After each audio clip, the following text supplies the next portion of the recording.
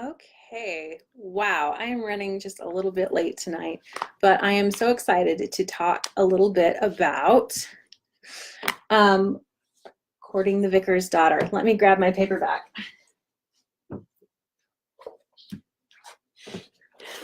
Okay, here's my book, Courting the Vicar's Daughter.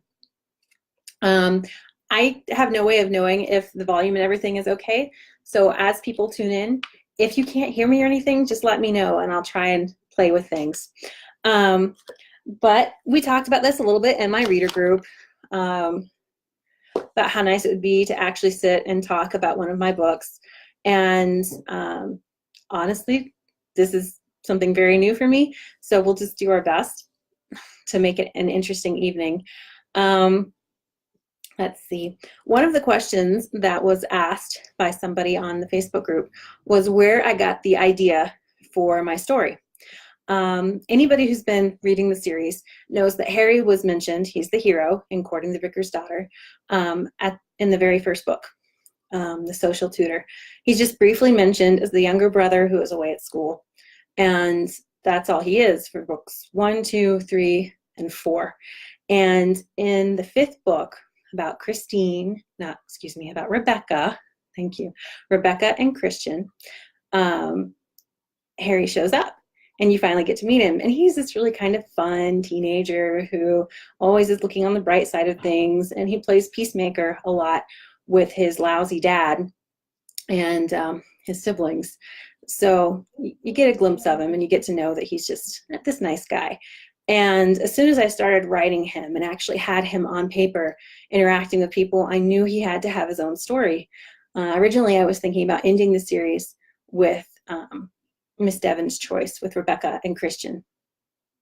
But I don't know, Harry was just too much fun. And I knew all about him already from the beginning. Readers had to wait some time before you got to see him and talk to him and talk to him.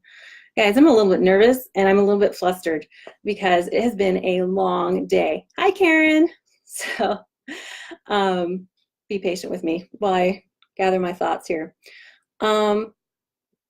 But after I started writing about Harry, I recognized that he was just this really fun and sweet guy, but he had landed in a family where his sisters were all a lot older than him, and they married and went away from home while he was still young, leaving him with kind of an awful dad that he had to cope with, and he had to figure out who he wanted to be. And he knew, obviously, that he didn't want to be like his dad. So Harry is kind of almost the opposite. Thanks, Karen. Where his dad was very mean and pinched pennies and wanted to force people to do what he told them to do. Harry's very carefree. He's just wants everyone to be happy. He just wants everyone to have a good time. And that's pretty much all he's been focusing on for his life too, is just doing whatever it is he feels like doing. And he has the money for it. Because again, his dad was a horrible person who pinched pennies and only cared about prestige. So it's something that Harry doesn't care at all about. And that's one of the reasons why at the beginning of his story, he has no clue what's going on with his estate or with his finances. And he doesn't feel like he really needs to know. There are people who handle those things, and he doesn't want to be involved, mostly because he doesn't want to be like his dad. He doesn't want the money, the estate to take over his life and become the most important thing to him. And it's through meeting our wonderful Daisy that he realizes he needs to pay attention to his responsibilities, that it's not just about him getting money like the way his dad thought. It's about him taking care of the people who work for him. It's about him taking care of the people who live on his land and farm there. It's about being part of a community and being a force for good. So that gives Harry a sense of purpose finally. And that really is why he avoided responsibility for so long. Not necessarily because he was spoiled. I had a reader ask me in an email, why Harry was so spoiled when his sisters were, were treated pretty badly by the dad. Harry was treated the same way. He was treated with the same kind of I don't know, the best way to describe their dad was that he's a very narcissistic personality, and he only saw worth in his children for what they could do for him, not because he loved them, not because they were important. He didn't even care about his legacy. He just wanted his kids to act in such a way that benefited him, whether it be through forming alliances through marriage or things like that. And so he had the same kind of plan for Harry, that he was going to make Harry take over the estate and run it the way Dad wanted him to run it. And he was going to probably force Harry into a marriage that Harry didn't want. Things like that. So Harry wasn't treated any differently. He just responded to it a little bit differently than his sisters did. And when his dad is taken out of the picture, Harry doesn't really have anybody to fall back on. He's a young man, and in that time period, he was old enough to be his own boss. And in that time period, if you didn't have somebody older and wiser to guide and direct you, you were probably going to try and figure it out yourself. So Harry has some great brother-in-laws, but he doesn't really want to rely on them. He wants to be his own person. Part of that comes from the way he was raised. He doesn't want somebody telling him what to do the way his dad would have. So that's about Harry, and that's where the story came from, was getting to know his personality. It's like, okay, how do I bring him into this village, into this place where all my characters have had their love stories, almost all of them. He's going to come home. He needs to figure out what he needs to do with his land. And then, I wanted him to find a direction. So who can I give to this young man? Who can come into his life that will help him see that there's more to life than how he's living it, that can help him understand his responsibilities? And I already had a character ready to go. And as soon as I realized it, I realized, oh my goodness, she is so perfect for him. Daisy, as a character, appeared for the first time in The Earl and His Lady. That's book 4. You get just a glimpse of her. And you only get her given name, which is Augusta. And she's actually at the wedding for the Earl and Virginia. And she's this little girl who has gathered up wildflowers, and she gives them to Virginia as her wedding bouquet. You're probably going to hear my kids in the background. Don't worry, their dad's out there with them. So Daisy was already there, and she was already the right age, and she already had the right kind of character, because in that quick little scene you get of her in The Earl and His Lady, she is just this sweet little girl who her dad is being very strict and grumpy with her, and she's just still smiling and happy, and she has her flowers, and that's Daisy. She has the same kind of background as trying to think who. She reminds me a lot of, if you've seen North and South, of the heroine in that movie or in those books, where she's been raised by a vicar. She's been raised to have certain responsibilities in her community, and she accepts those and she likes them.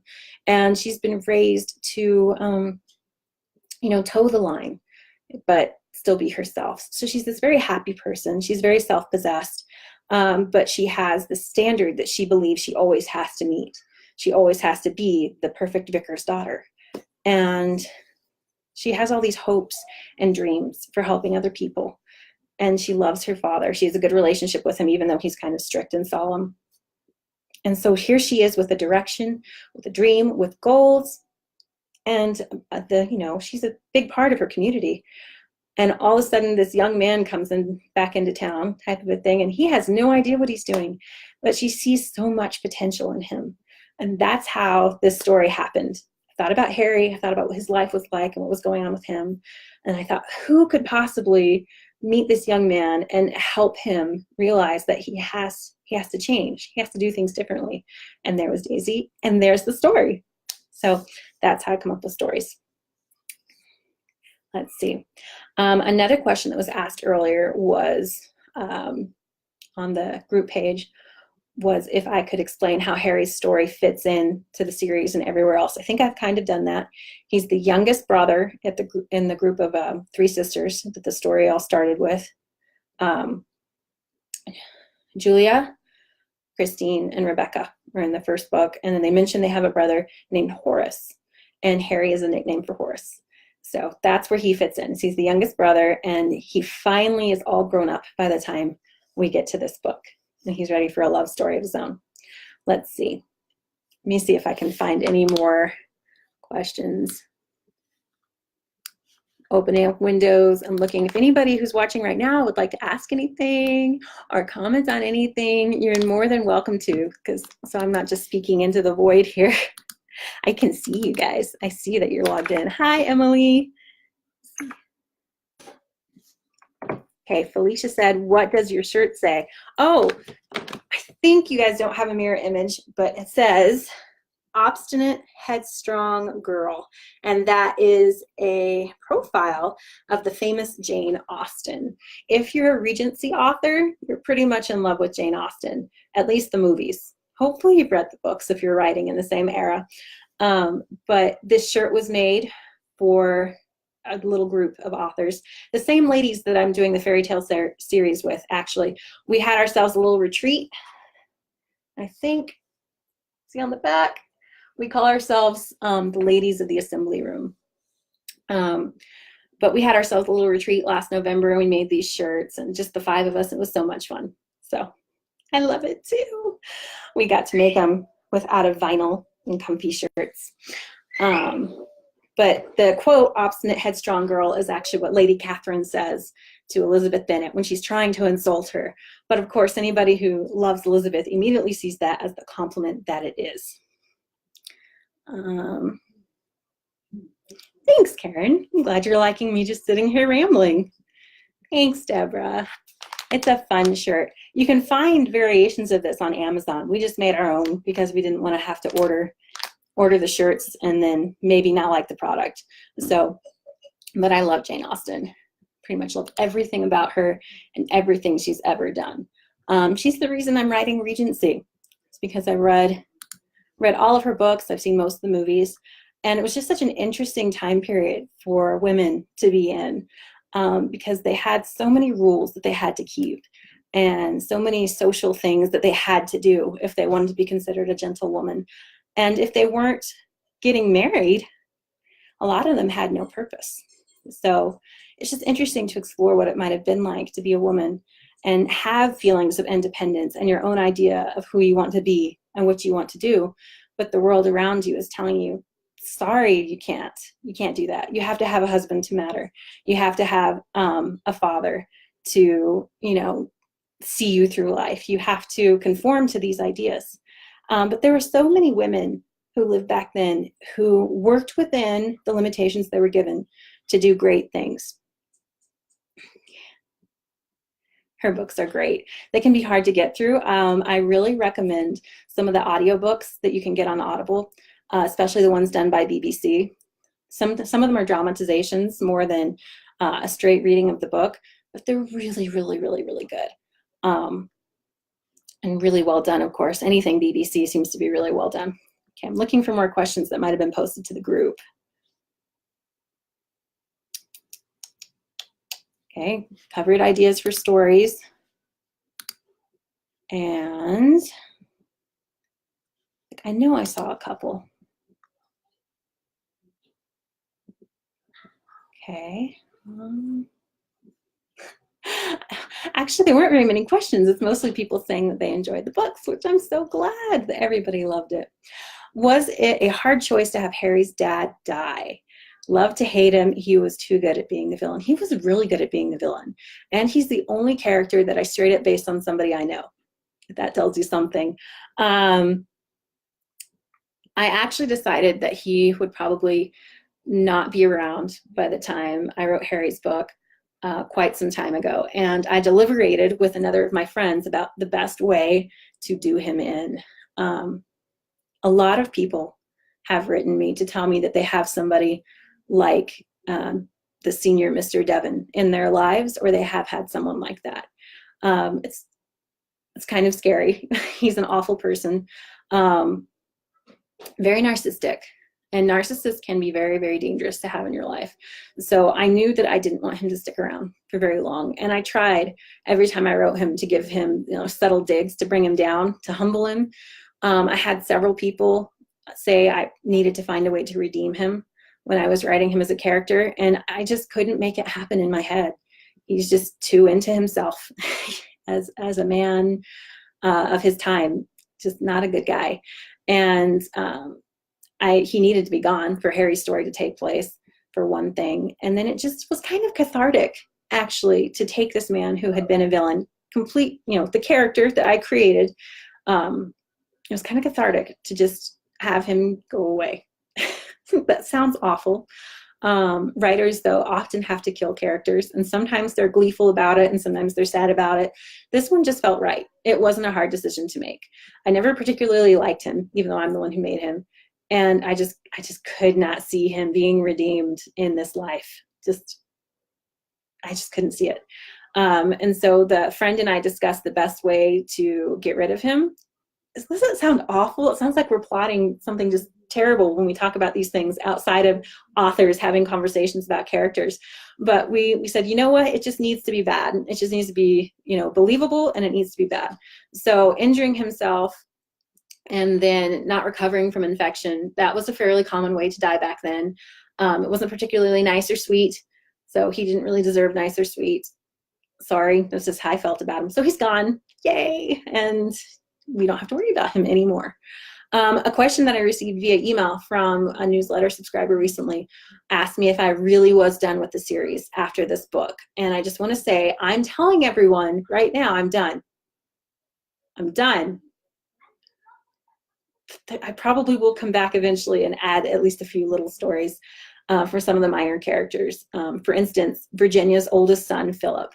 I actually have a whole story for him in my head. And eventually it'll get told. I have other projects I want to work on first, but someday we might come back to the series and revisit some of these characters. That was something too that I had to do with Harry's book that I really struggled with. His love story is a little bit gentler than some of the other stories that I've written.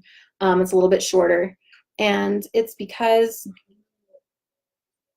I had to tie up the whole series with Harry, and it was really sad, especially writing the last few scenes where more of the characters from the previous books appear, just to kind of say goodbye to them, at least for a while. And that's why his book is just a little bit more gentle, is because it's the end of all of these people having to struggle and fight for happiness. Like they all have it now. It's going to be okay. They have their happily ever afters. They're living real lives. They're still going to have struggles, of course. Like in my head, that's how I think of them. But they are with the right people, and they've done the right things, and they're going to be okay. And that's what I was trying to convey by the time I got to the end of Harry's story. It's just, they're all going to be okay. They made it. We don't have to worry about these characters anymore. So that was kind of fun. Let's see. I need more questions, guys. Does anybody have anything else they'd like to know? I know there's only a few of us here tonight, but if you've got anything, I'm here. Yay. Let's see, what else can I talk about? Daisy, her motivation for starting a school for girls.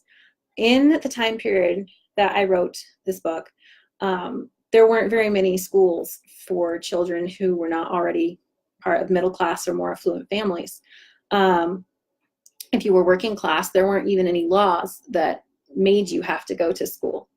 It just wasn't done.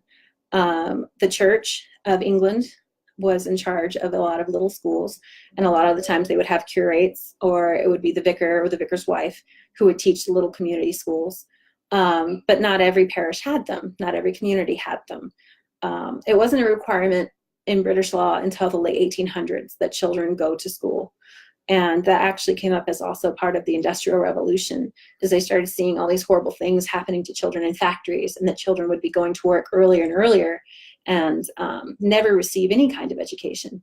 So in the late 1800s is when they started to reform education, and when the government took over from the church. Now, there were people in local communities who wanted to change that. And if you were fortunate enough to live in those communities, as a young poor child, then you'd get a decent education.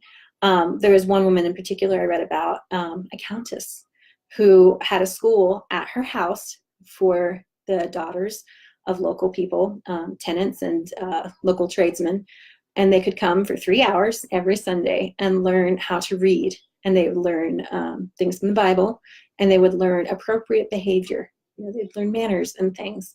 And it was just a service that she did for the community.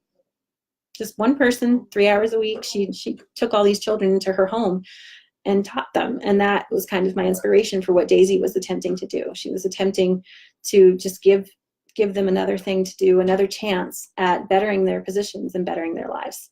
So that's where the idea for Daisy's little crusade comes from. Not sure what else I can tell y'all without questions.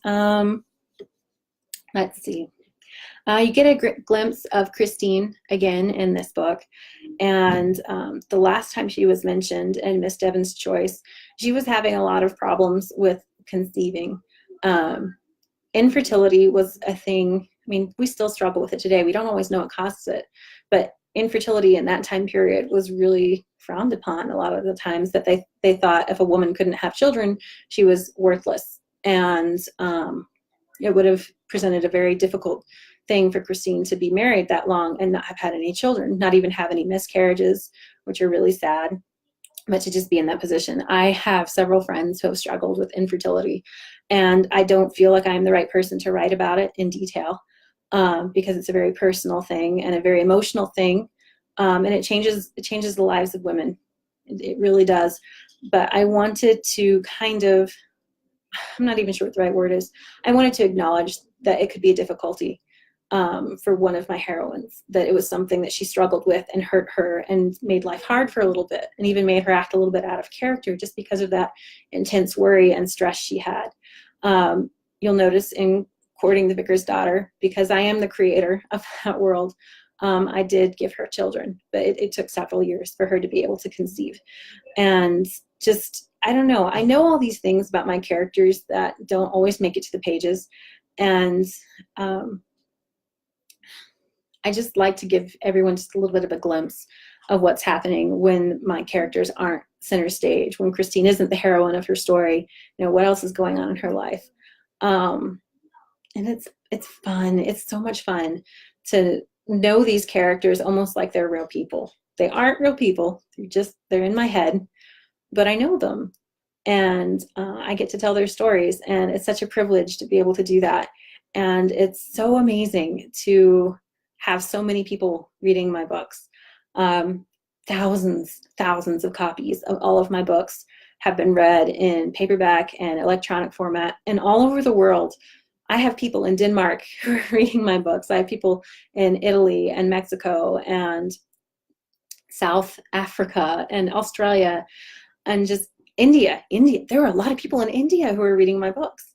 And it's just so cool to be sharing what I do with other people. I mean, it's something that I never thought would be interesting to anyone else. Why does anybody care what I have to say about people who are in my head?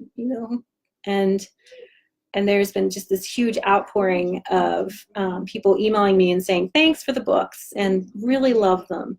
And it's amazing.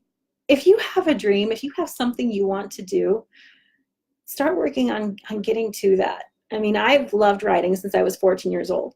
I've loved writing for the last 20 years then, but it's only been in the last 2 years, last 3 years maybe, that I've treated this love and this desire with any amount of seriousness. And look, we get great books out of it, and then we can come and talk about it. So if there's something that you want to do, start making a plan to do it. Even if it seems like it'll take years to get there.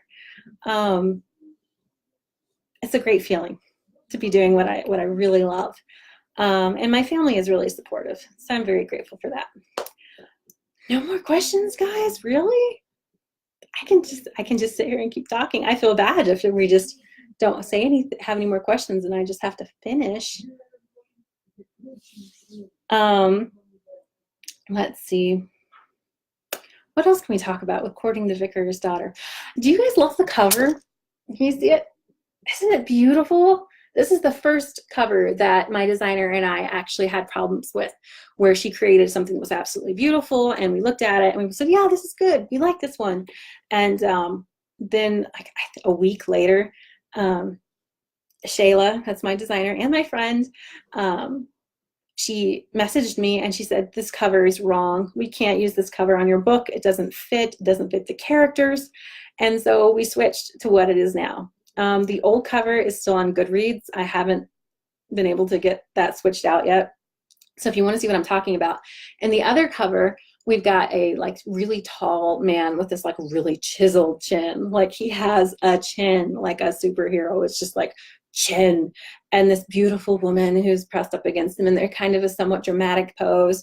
And it's a beautiful cover because Shayla did it. Of course it's beautiful, but it didn't fit the story. I mean, my characters in the story, like I said, it's a very gentle love story, and they're very gentle people. So if you look at this one, I mean, you still got a handsome guy. He doesn't have a chin that goes on for miles, thankfully.